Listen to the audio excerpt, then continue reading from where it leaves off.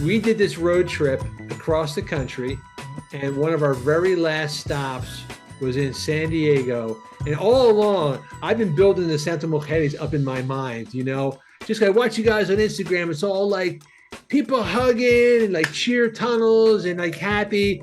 And I'm expecting like, this is going to be great. And I get there and it was great. It was so effing fun. And when you have experiences like that, you know what it's like. You have an emotional experience and you feel like bonded with people forever.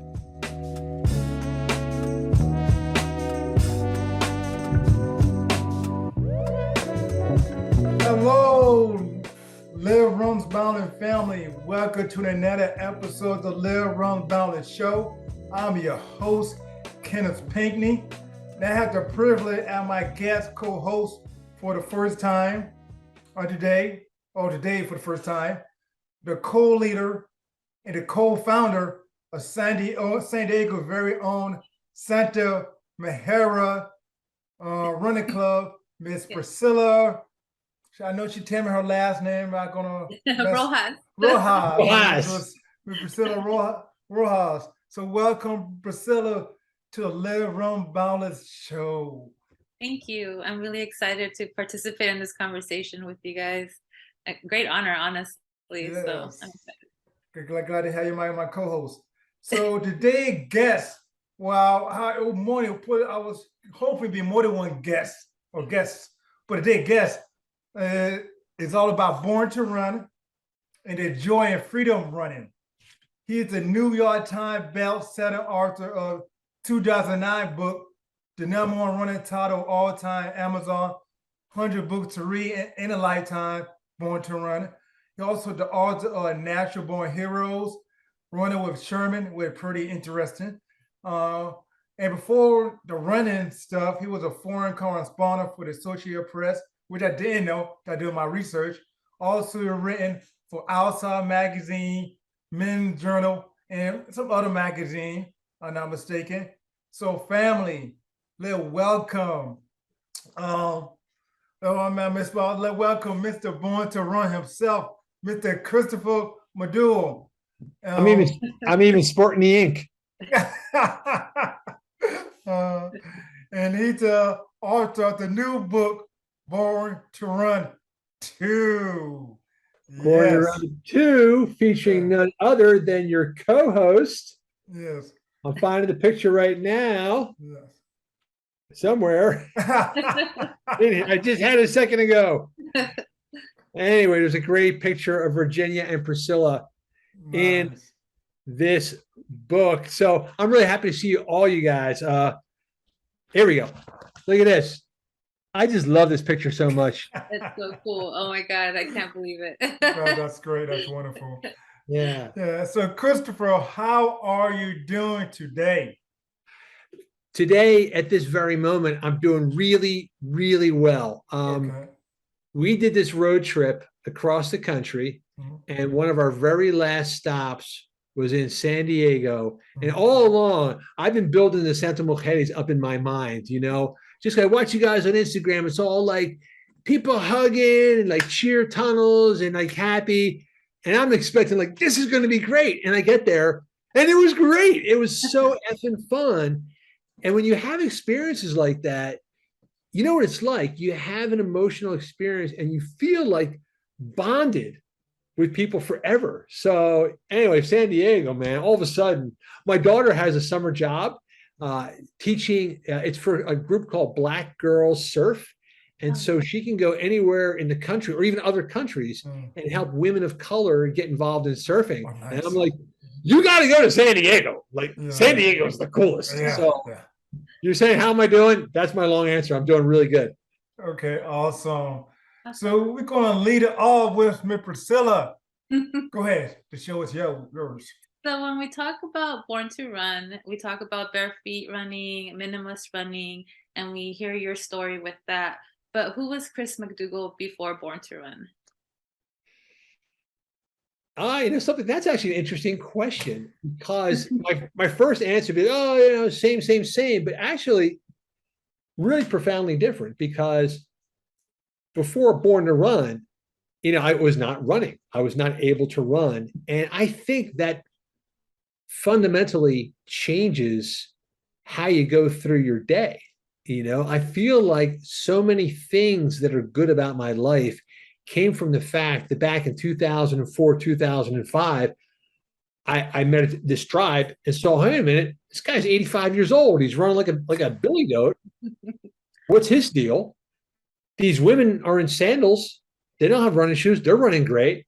What's my problem? And then I meet Orton, and he fixes me. And I got to say, Priscilla, I think that my life has been seriously changed in a lot of ways, but not because of the book, not because of the writing, but because of any moment of any day when things are going south, I have like a parachute I can pull to like save things. If I'm in a bad mood, go for a run. If I wake up and I feel kind of like you sleep wrong and your neck's weird, go for a run. I can't tell you, Kenneth, I can't tell you how many times I've come back from a run feeling like I've got to apologize to somebody. Like, oh, like you go on the run feeling, man, that person was so wrong. And then like 2 miles into your run, you're like, oh no, actually, I'm wrong. I better get back and apologize. So I would say I'm a very different person because I feel emotionally and psychologically and physically I have been changed like someone gave me some kind of medicine. Yeah. It does that. Yeah, definitely. Running has the impact to change. I get it, kind of transform you, not only physically but mentally also. I mean, is it that way? Is it that way for you, Kenneth? You seem like a pretty easygoing guy, but I can't tell. Yeah, I like to say I'm easygoing. Sometimes I get anxious, maybe, or worried. Sometimes. But running over the years, I didn't lose running. Running had me do a lot of stuff during the years, That's when I first started really training and really understanding running. And it just really had me just mentally, do life, and everything don't sit around running, but it play a part that really helped me to persevere and just to really keep going. Basically why I do hills and climbing and push myself physically and mentally. Yeah. It kind of resets everything for you. Yes. Yeah. How about you, Priscilla? I mean, you are a scientist.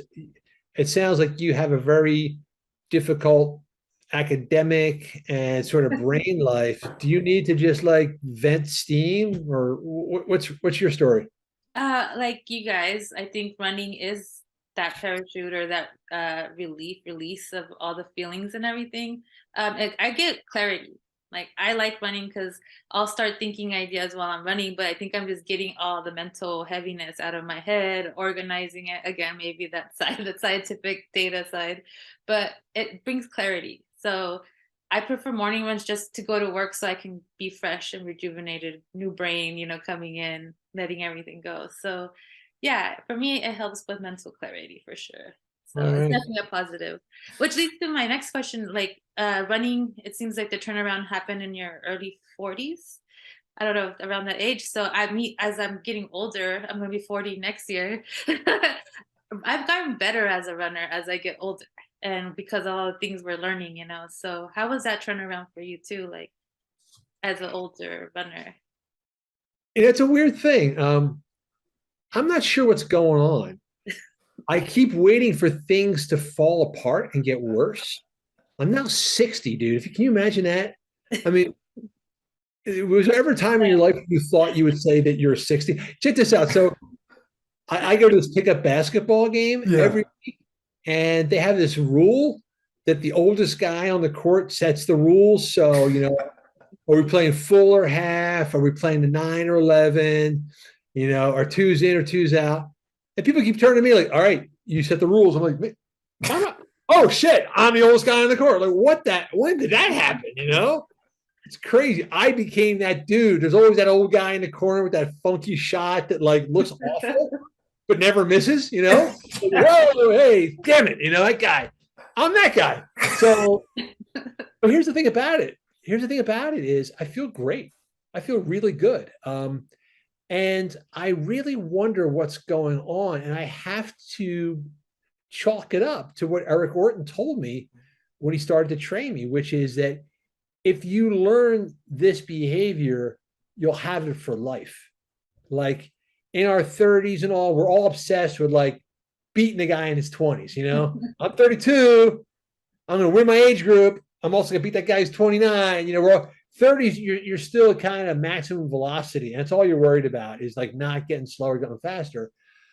Then over time, you realize that's really not that important. Like, it's not about the other guy. It's about yourself. Or if you don't learn that lesson, you're going to pay a price for it. Yeah.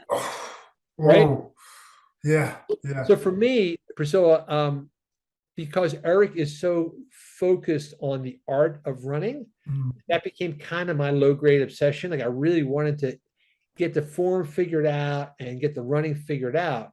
And I think he's kind of right. I'm 60 and I feel like I got no problem. I got no injuries, no wobbles, no weaknesses.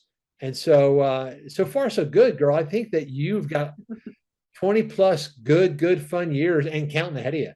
Yeah, I'm excited because like I'm getting better, faster. I'm still learning a lot to become a better runner and have longevity. For me, it's about the longevity because I find so much joy and clarity with running. So I'm looking forward to the next 20 years, getting stronger and better. Let me ask you, what do you mean by getting better?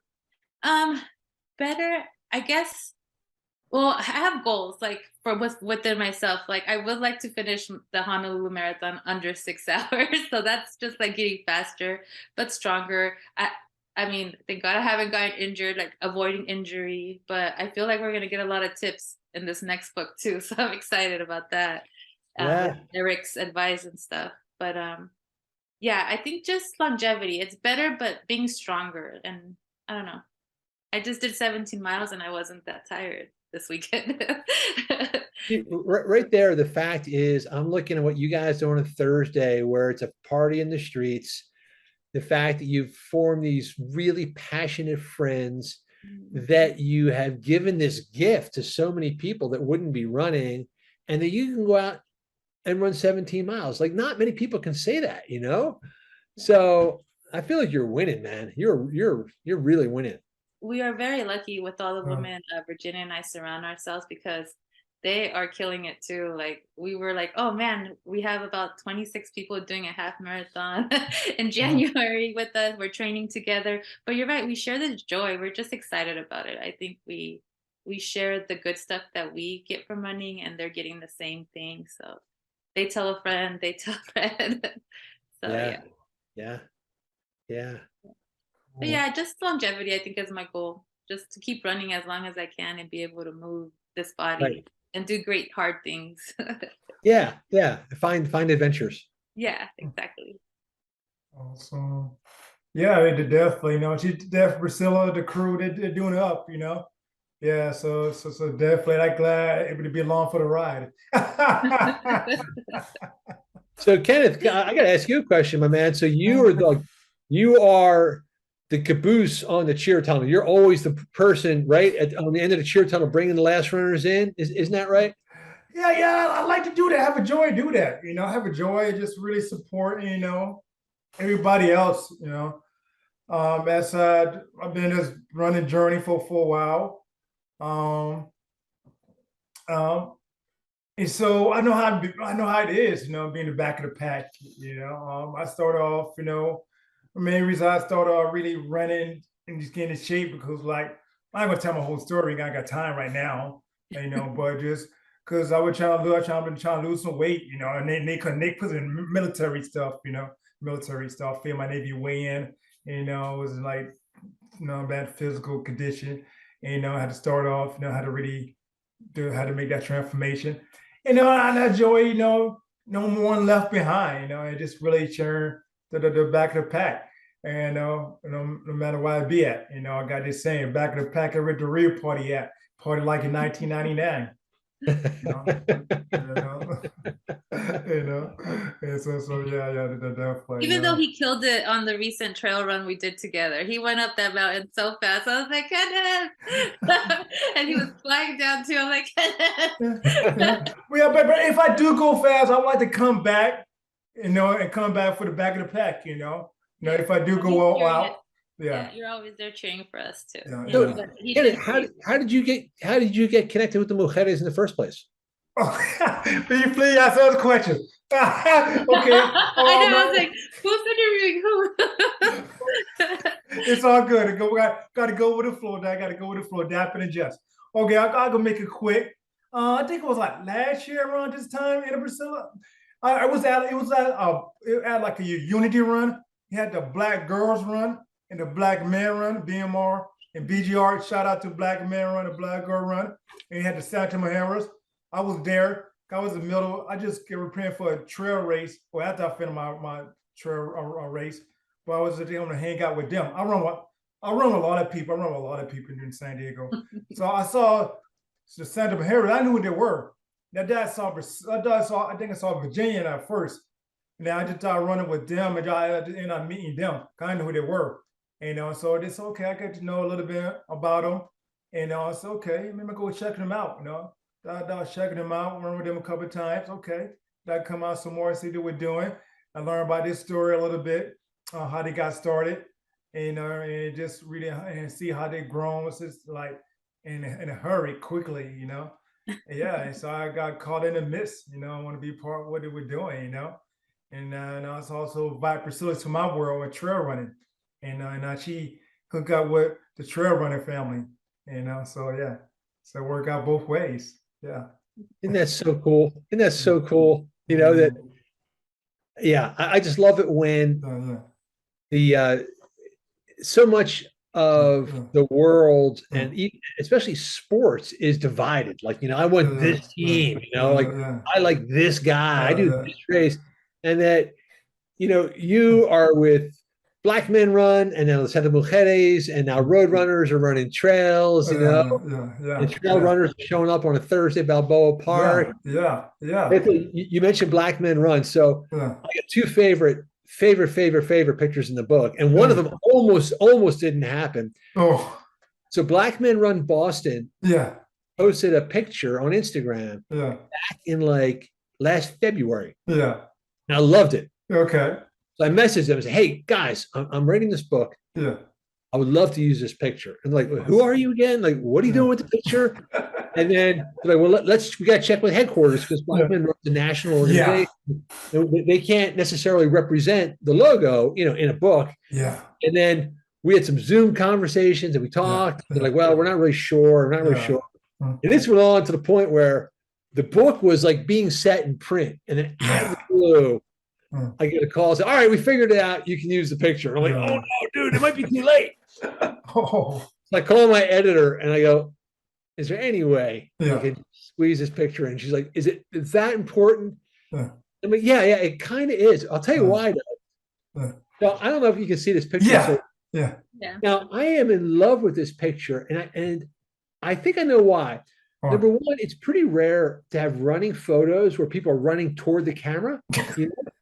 People are usually running sideways, so profile. Number two, you don't see that many smiles. Yeah. Number three, what I love is see this guy? Yeah. Smiling at this guy. And this guy smiling at that guy. What I love is I feel like this actually captured these guys having fun with each other, you know? It's like a race picture where, you know, you're like in pain. These guys are having fun. And I think they show people of color running through the streets of a city having fun with each other, and it not being about anything except the fact that, hey, we're five guys having a party in the streets. Anyway, so that's my second. So you mentioned Black Men Run. That's Black Men Run Boston. And I'm just so grateful for those guys that come through. Also, let me use that picture. I love that. Yeah, you know, Black Men Run San Diego is a great group. Shout out to Black Men Run again, Nazaris, and just staying here doing the community here in San Diego, along the Black Girl Run. And just like, and did a whole San Diego running community from the trail to the roads, you know. Shout out to South Bay YMCA. So I'm gonna send a shout out to the Usher Buzz, you know, the San Diego Trail Runners. San Diego Track Club, San Diego is the place to be in the running community for running. We got it. Yeah. Tell about it, Priscilla. Yes.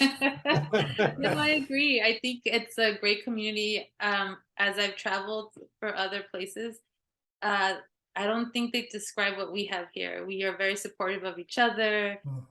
We have diversity, like with the type of running, the trail running, the track running, the just road running. But also, we have diverse run clubs, like you said, Black Men Run, Black Girls Run, and us. 619, 619. And I think it's just they're all very supportive because we have their runners coming up to our runs. It's just great. I don't know. We support each other. Yes, definitely. Yes, we do. Yeah. More to come with that. More to come with that. Stay tuned. Yes. So getting back to you, Christopher, because it's all about you. It's all about you. All right. Let's dive on a little bit about the movement of Born to Run. It's a movement that you started back in 2009. So tell a little bit how it first came about, and why did you and Coach Eric make a decision to do Born to Run too? If Coach Eric was here, we're going to ask him also, but you had to represent for Coach Eric. All right, I'll represent for the Born to Run team. What happened with the movement was I was really surprised by what I learned when I was researching Born to Run. So what's interesting to me about that book is that it really is written from a place of ignorance. What I'm writing about in that book is basically saying, I don't really know what's going on. Like I'm seeing stuff. I'm not sure if I have a handle on it. And honestly, I think that's the reason why the book is popular. I think a lot of books about running come from a position of like toughness or knowledge or victory. Like most of the books are like, the challenge was tough, but I was tougher and tough and hard. And my book's like, no, I'm the worst. I'm the back of the pack. I'm not sure what's going on, and I'm hoping for the best. So I think it's a book about exploration. And the exploration is the idea that, you know what? Maybe what we've been told about running isn't true. That it's bad for the body. It's going to wreck your knees. That, it's painful, that you need ibuprofen, that you need to have the special shoes.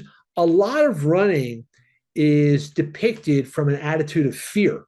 If you don't have the right shoes, you're going to get hurt. If you're not fast enough, you won't qualify. If you're not good enough, you're going to feel out of place. You don't have the right clothes, you're going to feel weird. Too much of running is about making people feel like they're not good enough. Which again is one of the reasons why I go nuts about a group like Santa Mujeres, which is the opposite. It's about just get your ass down here. We'll take care of the rest. The Leadville Trail 100, the famous race director, Ken Clover, says, if you've got the guts to show up here, we'll take care of the rest. Just get here. We'll get you to the finish line, which I love that, like if you get here, you're good enough. We'll take care of the rest. And so when I wrote Born to Run, it was writing from a position of like, I'm meeting people who seem to be having a friggin' blast. Jen Shelton, Billy Barnett, Barefoot Ted. Priscilla, have you ever met Barefoot Ted? I have not met Barefoot Ted. Kenneth, have you? No, I have not. You guys have so much fun with him. He's a maniac, but full of love. And so meeting these people, they're all having fun. And I thought maybe I can have fun too. And then Eric taught me, like, hey man, running is a dance. You learn the steps, you can dance forever. I'm like, all right, I'm down with some dancing. Yeah. And so I think that's the reason why people signed on for it. That everything they've been told about running, it's bad, you're going to get hurt, And now suddenly they're like, wait a minute, maybe I'm not going to get hurt. Maybe I can just go out and have a party and have a good time. So I think that's what people really responded to. Oh, and your second question was, so if we're so smart about Born to Run, why we got to turn around and do Born to Run too? And the reason why is because it's funny. So for years, I've been getting messages. I still do it every day in my inbox. My website is people asking me for advice. And I'm always like, dude, you're asking the wrong guy. I'm not that guy. I don't know. I'm just trying to figure this out. Yeah. Then it dawned on me like, hey, you know, it's been 15 years and I'm still going. Yeah. I'm still having a good time. Maybe what Eric told me actually works. I've been testing it for 15 years. And so I went to Eric and said, you know, I think we got some stuff here to share. Information about food and form and footwear, fitness, focus, family, fun. They all begin with F. We call them the free 7. But this whole message about family, the reason why I reached out to you guys, Priscilla, was because people underestimate how important running in community is. Fun, people underestimate. People think like, well, if I'm having fun, I'm cheating. You know, if I'm having a good time, I'm not doing it right. And we're like, no. If you finish with a smile, you got it. So that's why we wanted to run Born to Run 2. I wanted to step in and really fill in that training and everyday running aspect that seems to be overlooked a lot. So, love it. Great answer. Now, you got to have fun. I mean, yeah, you work hard. Yeah, you sweat. I sweat like my daddy. Yeah, you know, I like being pushed. You know, but you got to have fun also. You know, if you have fun doing what you're doing, you would last longer. Time will last. You know, you would do it for a long time. You know, yeah. So I totally agree. I mean, I think that anything that is a punishment, you're going to avoid it. Yeah. You know, anything that has a negative feeling, your body's telling you, wait, why are we doing this? This sucks. Yeah. You know, it's like dieting. You know, if it's unpleasant, if you're forcing yourself to eat food you don't like, at some point you're going to stop eating that crap. You're going to go back to the stuff you like. You know, so the way to change a behavior is change it in a way where it is rewarding. So if you're like, oh, I better lose weight, I better go out and run. Well, number one, terrible motivation. Number two, it comes from a place of negative. But if I tell myself, hey, you know what? There are some mouthy broads cracking jokes in Balboa Park on a Thursday, you know? I want to go hang out with them. Like that's a positive motivation. And then if you only run hard enough where I finish feeling like, okay, I'm still within myself. I'm breathing well. My head is up. I'm not doubled over. I'm not in pain. My head's up. My chest is out. My eyes are wide. That's a positive reinforcement. Your body's going to tell you on a subconscious level, this is good for us. Let's get some more of this. So that's, I think this idea of fun is so crucial. Yeah. And like one of our favorite things to say is that we can do hard things together. And when we're having fun, those long runs seem shorter. Right? We went on like a trail run I think it was 10 miles and some of us did 13 miles. And it just felt like we were laughing the whole time, taking it chill, but we're still running, still moving. And we're at the end like, wow, that didn't feel like 13 miles. Right? Because we're together laughing, talking, cracking jokes, and still moving our bodies. But completely. And that's an upward spiral because anytime you laugh, you're filling your body with endorphins. You know, you're getting a chemical boost. It's like you're getting free energy. You know, it's better than a power bar is laughter. Yeah. Shit, man, I wish I wrote that in the book. That's actually pretty good. The next book.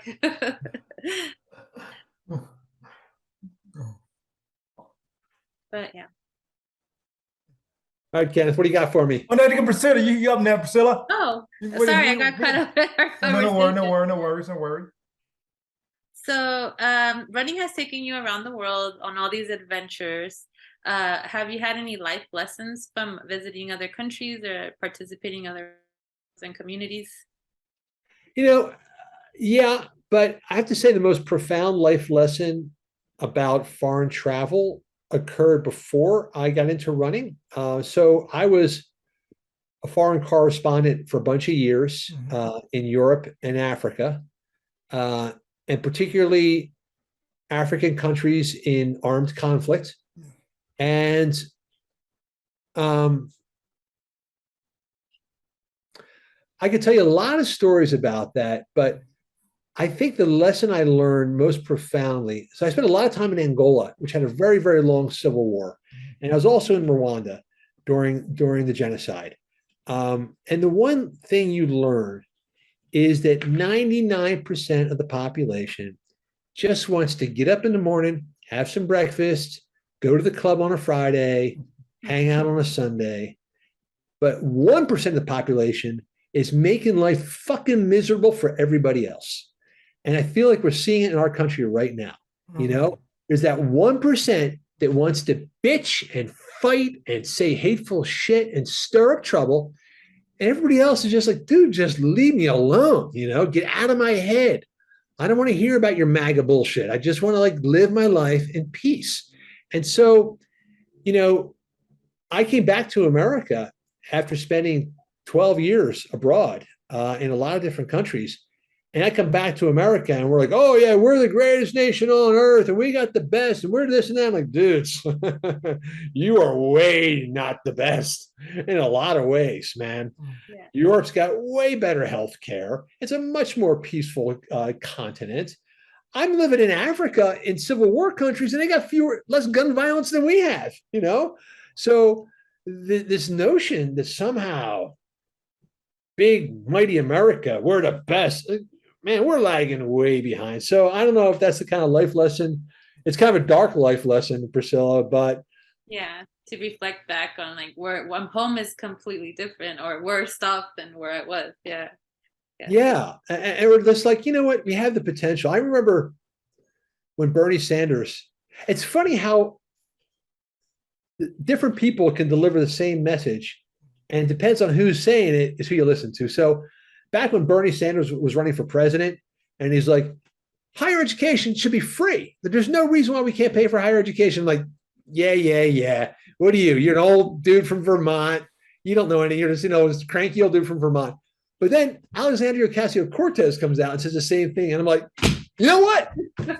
He's right. You know, why can't we do it? You know, like something about someone being young and dynamic versus kind of old and like you've been around for too long. But then she says it, and I'm like, we're the richest country on earth. We spend trillions on friggin' tanks and bullets. Yeah. Why don't we pay for education? We totally can. We just choose not to do it. You know, why isn't there universal health care? We can afford it. We just choose not to do it. So another lesson I kind of learned was that, man, the messenger is what it's all about. Yeah. And I guess it kind of goes back to that, what you said, that 1% being the loudest and then majority of people just want those things, you know, a happy life, free education, you know, be able to like have a home and peaceful. The majority of all of us want that. It's just the people making it seem like that, I don't know, this country is falling apart or something, but I don't know. We'll see what happens. Still hopeful. I mean, we'll see what's happening tonight. I'm afraid to check in on my home state of Pennsylvania because, you know, we got some potential, man. Come on, Fetterman. I'm just like, has there been a call yet? Has there been a call yet in that race? Do you know? Not that I know of, but yeah. Right. You got to hope for the best, you know, and just, we hope for the best and do our best, you know, and be our best, you know, Sorry, I took the conversation into a dark place. So I was like, okay, let's switch it over here to this side. Okay. Share with the family out here about the playfulness and the joyfulness of running. Like, so the world, you know, showed you this other side and how the U.S. is not doing so good, but running has brought joy to your life. So tell us more about that. Like, you know, it's a funny thing. It's a funny thing. We've all experienced it. I wonder if any of us understand it, but there's something about running with other people that makes you feel like they're your cousin. Like, you know, so we had this experience when Eric and I decided to do this book. One of our number one priorities was we're not going to make this book look like all the other running populations. Oh, that's my wife. What? Sorry. My wife is so since we moved to Hawaii, my wife has been working as an extra in films. Oh, wow. So she's on a set of the film right now. Oh, nice. And she just texted me, tell me that they changed her entire outfit. So they showed up and they made her change her clothes. Is she actually the Y50? What you actually on? The Y50? Yeah, she's been on Magnum PI, NCIS Hawaii. Nice. And now she's on a film. Do you guys see this one called Vacation Friends? No. Oh, it sounds familiar. Yeah, it sounds familiar. It was on Hulu with John Cena. Yeah. Oh, yes. Yeah. Yeah. So they're doing a follow-up on that called Honeymoon Friends, and they're filming it here. Oh, And that's where she's at right now. So it's been pretty fun. But anyway, so when Eric and I decided to do this book, we had a number one priority, which is that it's been bugging the crap out of both of us that, if you look at Runner's World, you look at advertisement, there's all the ponytails, man. There's a lot of blonde ponytails. Yeah. And I'm like, dude, this is an opportunity to make this book really show what it looks like when you show up at a run. It's not blonde ponytails, it's everybody. So we thought this book is just going to be full of people of color everywhere, starting with the cover. And I thought, let's get the photos locked in now, because I didn't want to write the book and then find out we didn't have the photos we needed. So before we even wrote the book, we set up a photo shoot in California. So we called Luis Escobar, our friend from the Born to Run days, because he knows everybody. And hey, Luis, dude, we want to find people of color, Latino, old, young, all body types, people with prosthetics, gender non-binary. And he's like, all right, give me 20 minutes. Okay. So like an hour later, he calls up. He's like, okay, I got everybody you need. Like, really? He's like, yeah. Where are we going to shoot it? Don't worry about it. Our friend Pat Sweeney lives on a nudist ranch near San Bernardino. He said we can use the ranch. I'm like, okay. So anyway, you guys may have seen this, but this is the cover of the book. Yes. And when you want to talk about what brings me joy, it's the fact that I can show up and going with, Iman. You guys know Iman. Yes. Marcus Renty, there's Eric, there's Chalice Popke, Jenna Crawford, Emmanuel Runas, who came out that night we were there, that really handsome Latino guy. Man, did you know Did you know him before, Priscilla? No, that was the first time I met him. I'm glad he came out. Yeah. Alejandra Santos, Zach Friedley, and Karma Park, who flew in from Alabama for this shoot.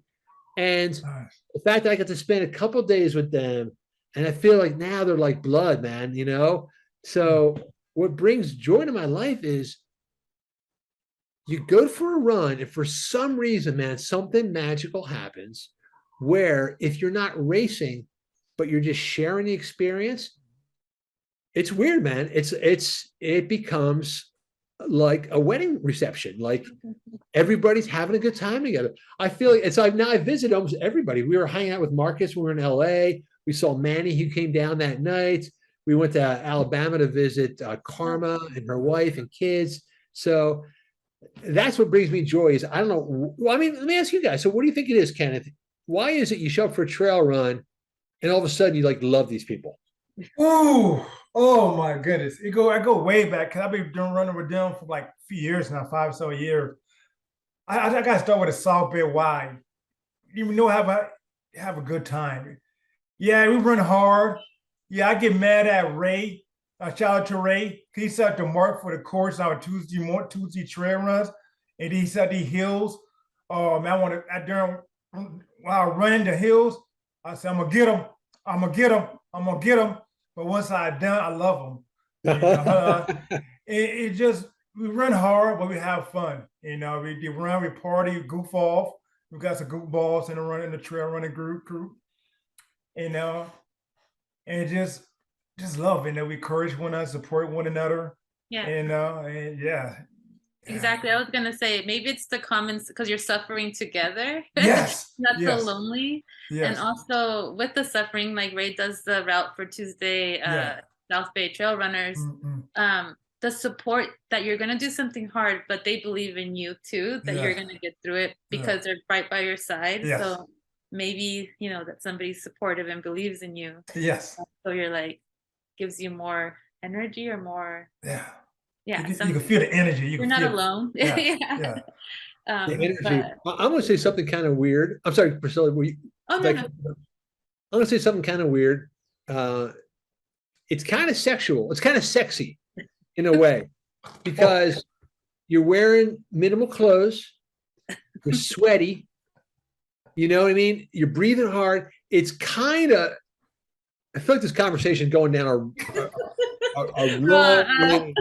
I feel like I should be pulled over by the police right now, but there's something about the experience of running that is kind of similar in a very platonic way Nah, Intimate stop right there. experience. An intimate Because I have to experience. pray, I have to cover my eyes, I have to cover my eyes, close my ears. So Kenneth has been shaking his head for 2 minutes now. No. All right, let's say that comment needs to be workshopped a little bit. work on it a little bit. It's like, yeah. But I thought maybe that's the reason why people feel so close together, because they're sharing something intimate. Okay. That's what I should have said. Intimacy. Yeah. I guess so. It's intimate. It's also intimate to be vulnerable out there, trying something new. Yeah. And you're showing vulnerability. Like I did this half marathon trail race in San Francisco at the Marine Headlands. It kicked my butt, like 3,000 feet elevation. I don't know what I was getting myself into. Yeah. But those tears of me almost giving up in front of strangers, but saying, no, I'm not going to give up, I don't know, that support and stuff, but I don't like to cry in front of people, but I was struggling and it just all came out. So vulnerability too, that creates connection. Yeah. Oh yeah. Oh, definitely. If you ball up in a curl, You're puking because you went too hard. You're puking. Stuff like that. Somebody's patting your back, a stranger. Yeah. And then you become best friends. Yeah. The support that they give you, at the end to make sure you're all right, make sure you're care, make sure you're okay, to make sure you take you to the doctor, get IV put in you. That ought to happen to me before. And all that ties that together is running. Like you're running, you're having this one experience together of running with all these elements. Maybe that's it. Maybe that thing I was groping toward, which is in a romantic situation, you're being vulnerable. Yes. You're relying on gentleness, tenderness, compassion, and trust. And maybe that's what it's all about.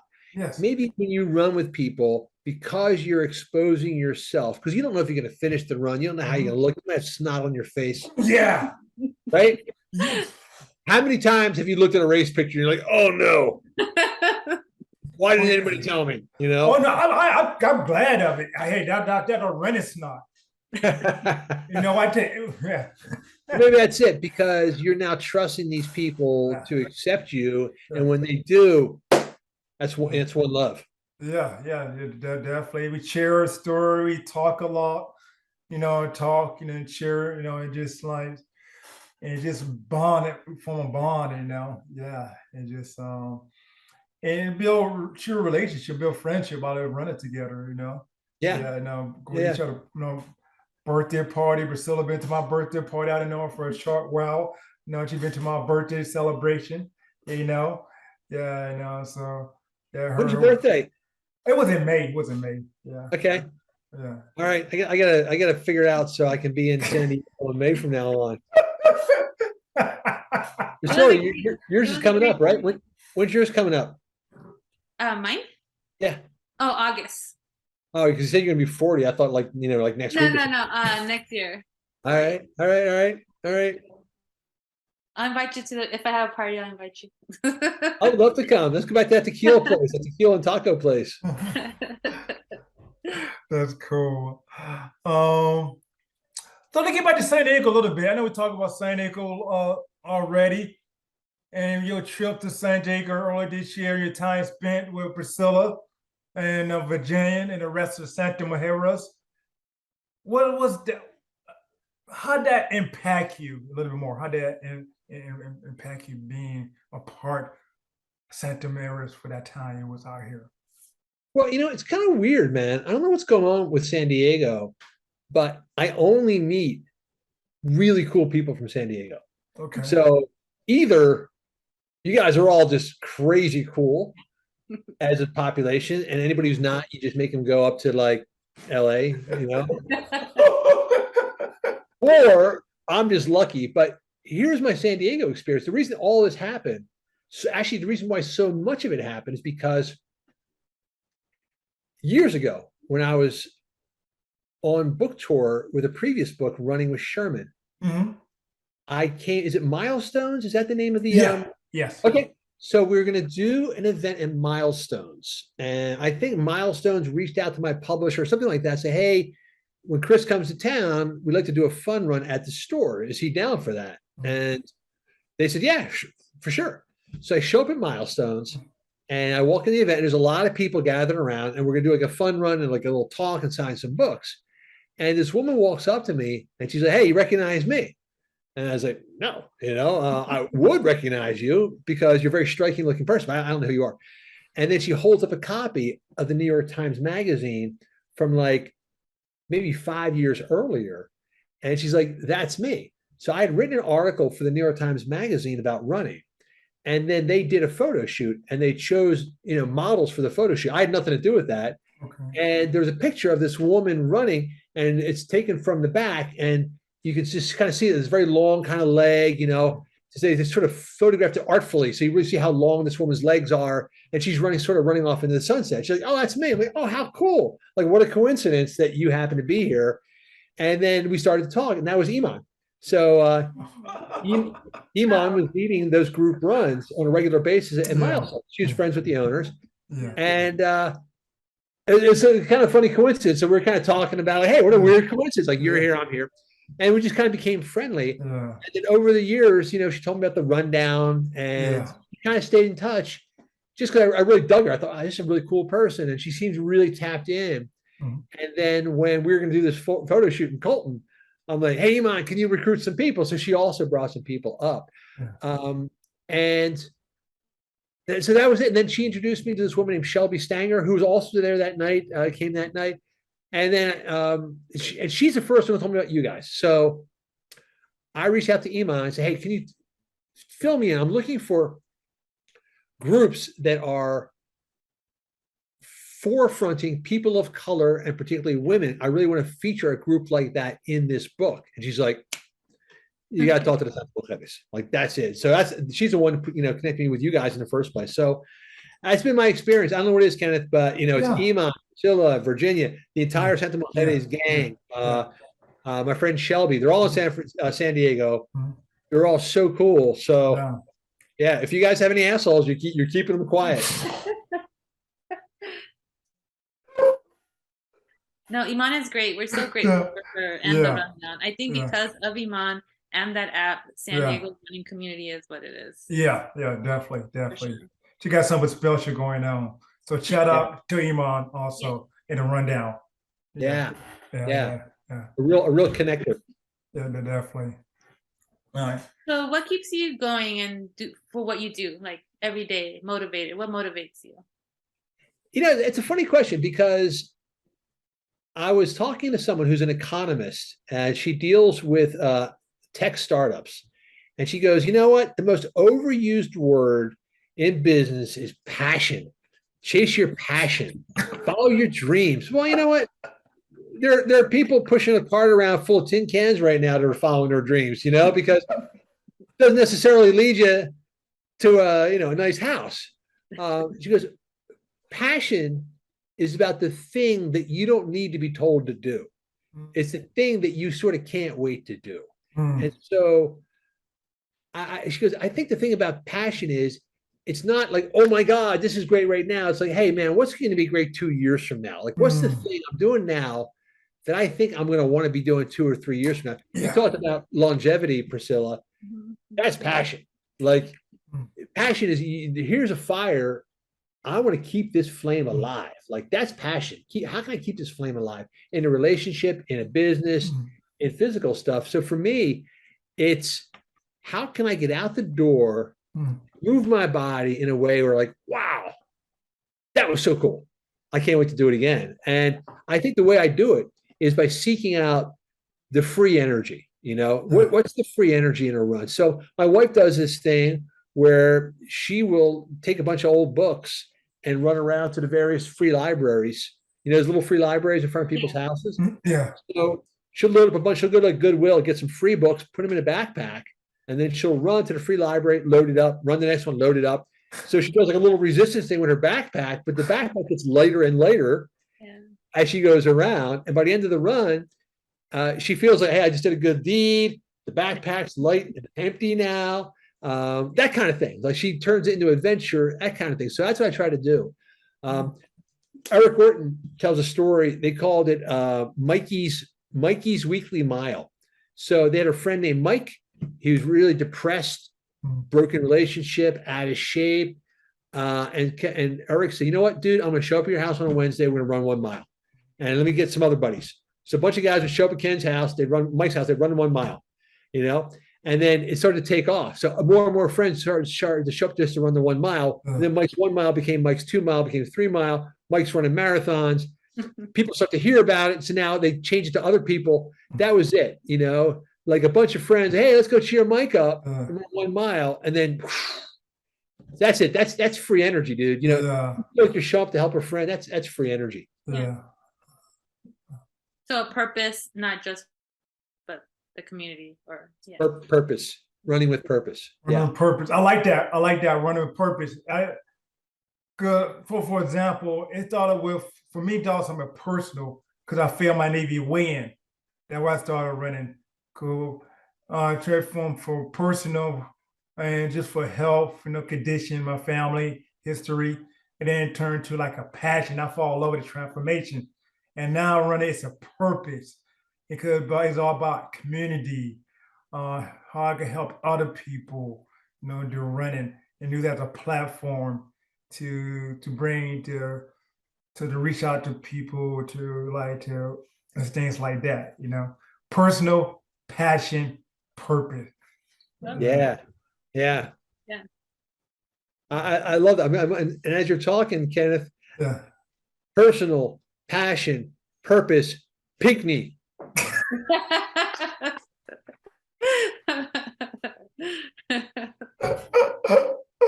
Cool t-shirt, wouldn't it? We're gonna see it at the next trail run. Oh, that's a good one. That's a good Personal, passion, purpose, Pinckney. I like that. I like that. Oh man, that's cool. Yeah. Yeah. So Priscilla, I think you got the last one. Okay. Well, I guess we talked a little about the boundless motivations and your thoughts. What is your boundless motivation? But I think we just tapped into that a little bit. Yeah, I'll tell you a little bit. Yeah. So that was. It's funny. You can play with that a lot, though. Here's one little thing too. So when my daughter was a baby, I used to push her around in the jog stroller. So I take her for a run, put her in a jog stroller. And then we used to play a game where when she could move around, I would take my shirt off and hang out of the back of my shorts like a tail. And we used to play like the dragon game. Can you get the dragon tail? So I kind of run in circles and she's trying to grab the shirt out of the back of my shorts, And so she would just chase me around. I never told my kids, oh, you should run or any kind of stuff. They just do it, And so now I go for a run with my daughter and she's now 22 and she just destroys me, dude. Like we go up a hill and I'm just like barely able to see her. So now she kind of loops back and she's like, hey dad, you're doing good. Like, way to go. And I'm like, what happened, man? Like after 22 years, the kid in this jog stroller is now like feeling like she's got to take pity on me. But to me, that's boundless motivation. You know what that is, Priscilla? That's the same thing you guys are doing. Like I never told her to do this. She just saw it happening in front of her and figured, oh, I guess that's just what you do, And then you show up in Balboa Park and people who aren't sure are like, I guess this is normal, And then it just gives it. That's the motivation, man. You're like spreading the love. Yeah, we love when our runners return and they're excited. That's the best feeling for us. Yeah. They're back for more. They come back for more, right? You did it right. That's funny. That's also we're just by that boundless motivation, that was keep you going, Yeah, so definitely. But before we let you go, Chris, anything you want to lead the Live Run Boundless family? Any I don't know. You want to something that personally that you want to leave us before we end? I can't get past personal, purpose, passion, Pinckney. Okay. The 4 perfect P's. All right. I got you. Definitely, maybe I got to coin that phrase, just put it on a T-shirt or something like that. I don't know. But I would like to actually genuinely and emotionally thank you both. Yeah, When you travel around a lot and you yeah. show up in a strange place and you don't know anybody, Mhm, and people are going to go for a run, um, yeah. even if I'm showing up, it's the same for me. I don't know who's going to be there. I don't know if I'm going to be Mm, accepted. I don't know if I'm as mm, fast as anybody else. And to show up in San Diego and to be treated like you guys were waiting for me, like I was family, that touches me. I'll never forget it, and yeah. I'll always be super grateful. Yeah, yes. That love, man, that show the people that love you, people who come out the woodwork, yeah, they had the biggest turnout that day, I think, No, we definitely did. It was great. It was great to see people from all the different Yeah, run clubs come yeah, out. yeah. It was It awesome. was great, but it was great for me too. It was great that I Mhm, felt really embraced, and that meant a mhm, lot to me and to Eric, and yeah, it really I mhm, touched mean, our us. members talked about it days after too, and then even the next Thursday. mhm, So you yeah, left I'm an glad. impact on us too. yeah. I'm really glad. And now we got to do an encore. Oh Kenneth, Yeah, yeah. and yeah. Kenneth, are you coming for the Honolulu Marathon? Not in plan. I didn't get the plan, so All right, I'm coming. Yeah, all right, yeah, man. yeah. You better see it. You're gonna see us online. You're gonna be sad. I know. I got to make another time, hopefully another time. Yeah, Sure, for sure. yeah. So I got to take a little on balance on the road. All right. Well, I'll Yeah. be coming back too, my man. I'll be back. I'll be back in San Diego too. Okay, sound like a plan. Sound good. Sound good. Sure. Definitely. But cool. But again, thank you, Chris. And hopefully Eric could join in next time. And just for joining Priscilla and the Love on Balance family, So yes. Anybody want to get a copy of your book, make sure to get Born to Run too. Yeah. And where could he get it if they wanted, the people want it. Anywhere. If I'll tell you in San Diego, I love Warwick's. If you guys want to go to Warwick's, a beautiful independent bookstore in San Diego, walk in there. You can actually get a signed copy from Warwick's. Okay. So they'll have an autographed copy there, but Oh, you can nice. get anywhere. But I'm all about the independent bookstore. So in San Okay. Diego, Okay. yeah. Cool. All right. So Priscilla, my co-host, thank you for Thank coming. you. Yeah. Thank you for having me. It was a lot of fun. Yeah, definitely. You got to do it again. Yes, and yes, indeed. So thank you, everyone. And thank you, Live, Run, Balance family, for joining me on another episode of the Live, Run, Balance show. Live a life beyond the boundary that you set on yourself. And then my co-host, Priscilla, had showed she had went behind boundary this past year, went for the road to the trails. Now I'm going to do a ultra next year. I'm calling you out right now. Nova Canyon, coming, and Mr. Christopher McDougall. Now breaking down boundaries and doing it for a long time and still going, and just doing good, feeling good, looking good. That's so awesome. Yes, definitely. So I just thought of one last thing, Kenneth. Yes, yes. Personal, purpose, passion, Pinckney, Priscilla. Here we go. It's still rolling. Still rolling, yes. The 5 P's come to a town near you. Awesome, very good. Good job.